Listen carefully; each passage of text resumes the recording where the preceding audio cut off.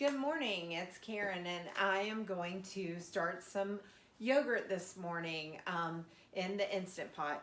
I am going to use what's called the boil method. There is something called the cold start method, but this is the method I prefer. And so what you're going to do first is select the milk you're going to use. I use an organic whole milk, and you choose how much you want to put in here. I'm going to go ahead and do a whole gallon. So pour all of it into your pot. I will say, if you use one pot for all of your cooking, some people do what they call a sweet ring and a savory ring. That means your sealing ring. They have two different ones and they switch them out so that the flavor from like savory dishes does not flavor their pot of yogurt. Well, it's splashing and slow down. I instead only use my smaller pot for making things like yogurt, macaroni and cheese, the cheesecake that I made. So anything that's not going to season my ring, I use the smaller pot for. So now that I have it all in there, I'm going to take my lid and seal it up. And then I'm going to hit my yogurt button and I'm going to hit adjust until you see the word boil on there. And then I'm going to leave it alone. When the timer goes off, you're going to turn the pot off and open it up, and you're going to let the yogurt cool to 115 degrees. And then I will tell you what to do next. Okay, the yogurt finished a little while ago, and I let it cool to 115 degrees. To speed the process, I put the inner pot inside of my sink and allowed cool water to run around the outside of the pot. And rather than taking the hour that it normally does to cool down, it only took 5 minutes. So that is a much quicker way to speed along your process. I also use a thermometer like this to check my temperature because I need it to get to 115 degrees. Some recipes say 110. That's kind of the perfect temperature to incubate your yogurt because what you're trying to do is grow your active cultures. So now what we have to do is add our starter. If you have a previous batch of yogurt that you have made, you can grow it from that. If you do not, then you can use some store-bought yogurt, just some plain yogurt that you want to grow from. And so now you need to add about 1/4 cup. Some people add a little less, but I just do 1/4 cup. And go ahead and add it to your inner pot.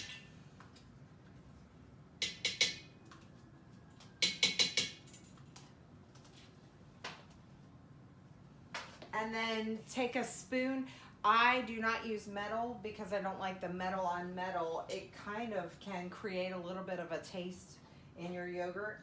And make sure that you stir that well enough so that your starter kind of dissolves. Now you're going to take your inner pot, put it back inside.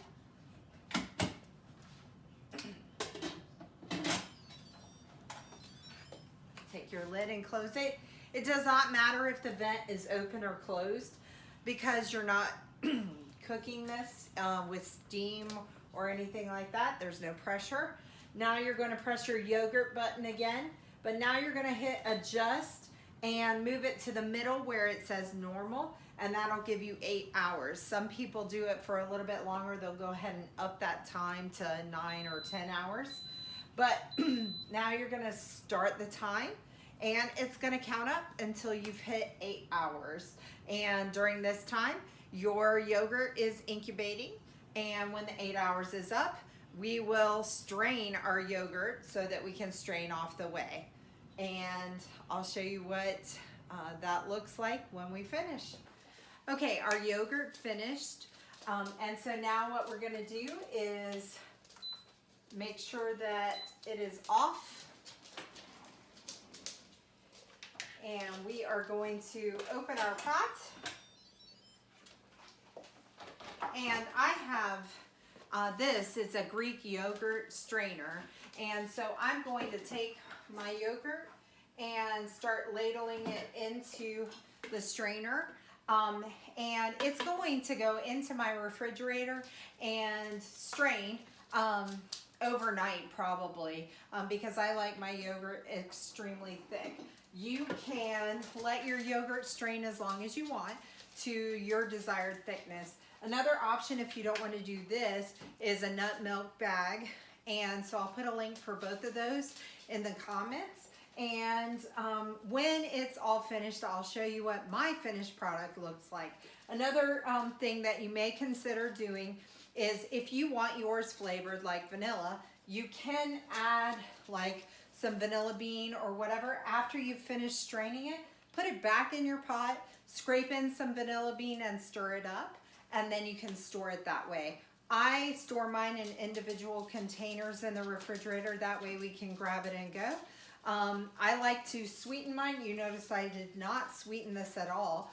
I like to sweeten mine with honey, just a little bit, and add some granola. Another option would be pure maple syrup, not artificial. And of course you do always have the option of using regular sweeteners, but I like something a little more natural. Some people use agave nectar, but sometimes you don't even need any of those sweeteners if you serve it with like some fruit or something. So I hope you really enjoy your yogurt, and I'll show you the finished product at the end of this video.